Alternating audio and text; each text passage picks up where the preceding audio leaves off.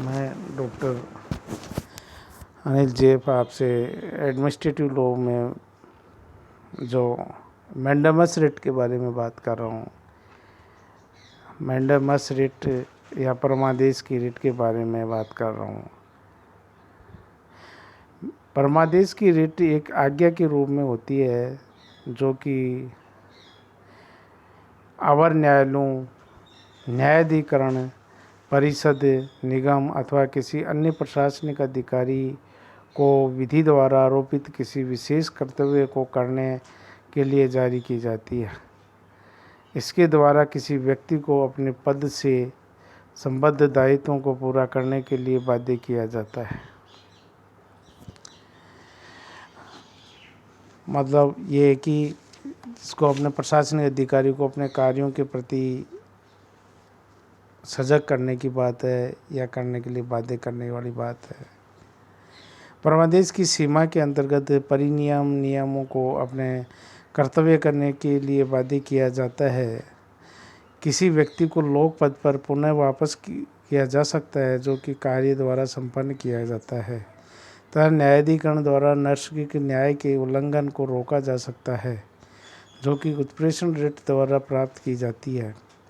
इस प्रकार परमादेश की रिट बंदी प्रत्यक्षीकरण की रिट को छोड़कर अन्य किसी रिटों के अंतर्लिप्त है।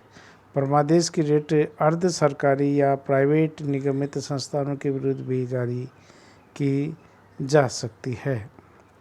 एक मामला था जिसमें कि Coal India Limited versus messrs continental टी&सी कॉरपोरेशन 97 का AIR सुप्रीम कोर्ट का मामला था और पेज 2117। यह अभी निर्धारित किया गया कि कोयला नियंत्रक के चेयरमैन ने केंद्रीय कोल विभाग लिमिटेड के कोयले के खान को एक दूसरे कोयले के खान में स्थानांतरित कर दिया जो कि केंद्रीय कोल लिमिटेड पर आदेश 17 के तहत बाध्यकारी था। न्यायालय ने यह निर्देश दिया कि बाद में परमादेश की रिट जारी की जा सकती है।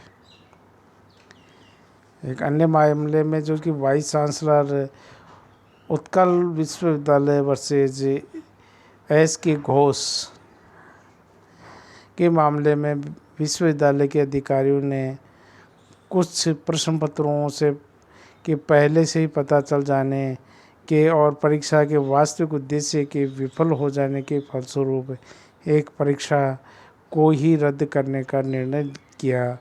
उच्चतम न्यायालय ने इस मामले में पूर्व परीक्षा के आधार पर विश्वविद्यालय को परिणाम घोषित करने के लिए मैंडेमस रिट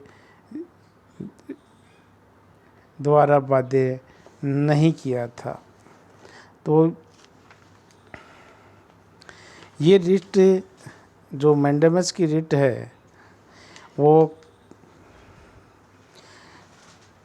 किसके विरुद्ध जारी की जा सकती है, ये एक बहुत ही महत्वपूर्ण बात है। इसमें यह कि भारत संघ के साथ हुई दुर्संधि या उसके मामले की बेदखली असंवैधानिक थी। इस प्रकार एक मामला था जो सोनलाल वर्सेज भारत संघ का मामला था, उसमें भी सुप्रीम कोर्ट ने यही अभी निर्धारित किया कि हाई कोर्ट ने संप्रेषित किया और परमादेश की रिट न तो सामान्यतः किसी व्यक्ति विशेष के प्रति जारी होती है और न ये इसमें उसके विरुद्ध कोई परमादेश ही किया जा सकता। परमादेश की रिट किसी व्यक्ति विशेष के विरुद्ध एक ऐसा आदेश है जिसके अंतर्गत उसे कुछ ऐसा कार्य करने के लिए निर्देश किया जाता है कि उसके लोक संबंधी कर्तव्यों के रूप में उसके पद से संबंधित है।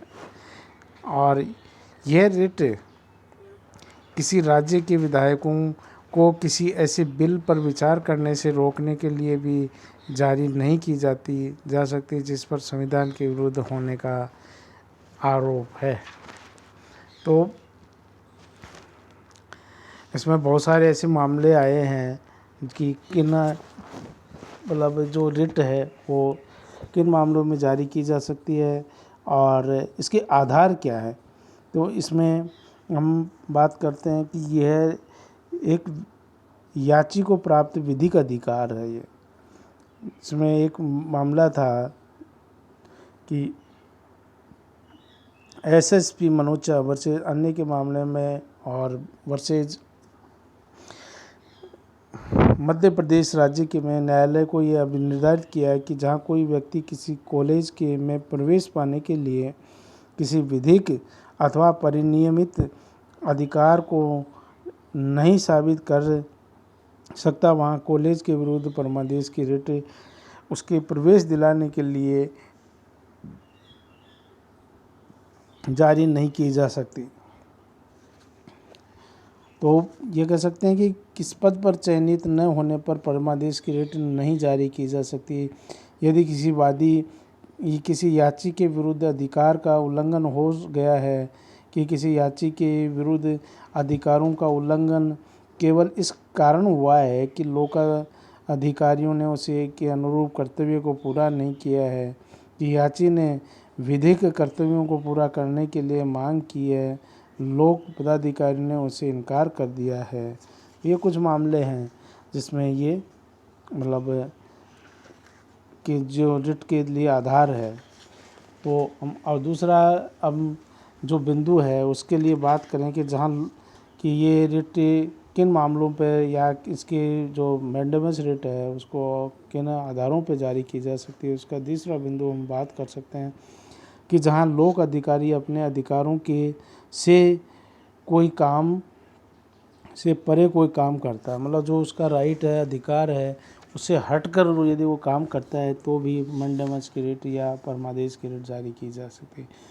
कि राज्य का ये परम कर्तव्य है कि वह व्यक्तियों को स्वतंत्रता और संपत्ति की रक्षा करे। प्रशासन को नागरिकों की स्वतंत्रता और संपत्ति के प्रति हस्तक्षेप करने से रोका जाना चाहिए और इसके लिए यह भी आवश्यक है कि प्रशासकीय प्राधिकारी अपनी सीमाओं के अंतर्गत कार्य करे जो कि परिनियम द्वारा निर्धारित की गई है कि वे अपनी सीमा से परे काम करते हैं तो इसे रोका जाना चाहिए।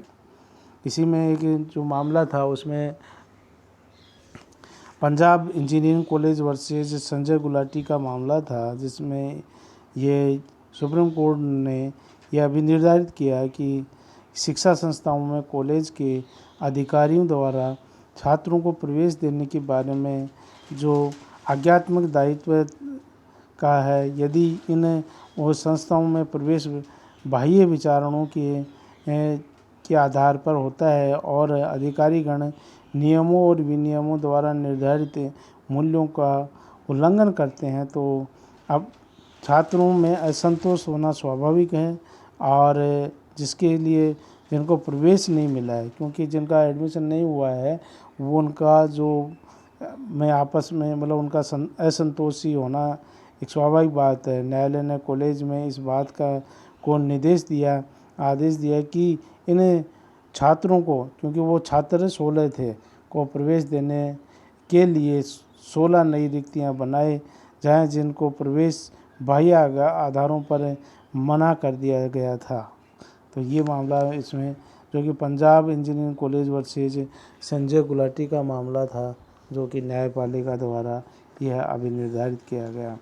हम तीसरे बिंदु के ऊपर बात करते हैं कि जो मैंडेमस रिट है इसका आधार है जहाँ प्रशासनिक अधिकारी द्वारा अपनी शक्तियों के से अधिक कार्य कोई करता है। मान लो कोई जो भी अधिकारी है वो अपनी शक्तियों से बाहर जाके या अधिक कार्य कर रहा है तो वहाँ भी ये नागरिकों को की स्वतंत्रता संपत्ति का संरक्षण राज्य का पवित्र दायित्व हो जाता है। प्रशासन को स्वतंत्रता तथा संपत्ति में हस्तक्षेप करने से भी रोका जाना चाहिए और इसके लिए उन्हें अपने नियमों के दायित्व की परिधि के अंतर्गत ही कार्य करना चाहिए। यदि वे इस सीमा का उल्लंघन करते हैं तो परमादेश की रिट या मैंडेमस की रिट जारी की जा सकती है। ऐसा इसमें न्यायालय मतलब जो आधारों में है तो वो भी है कि जहाँ कोई प्रशासनिक अधिकारी अपनी शक्तियों से बाहर जाके या अधिक शक्तियों से या जो उनको जो शक्तियाँ प्राप्त हैं उनसे भी अधिक जाके या बाहर जाके वो कार्य करते हैं तो भी मंडल मर्सिडीज जारी की जा सकती है।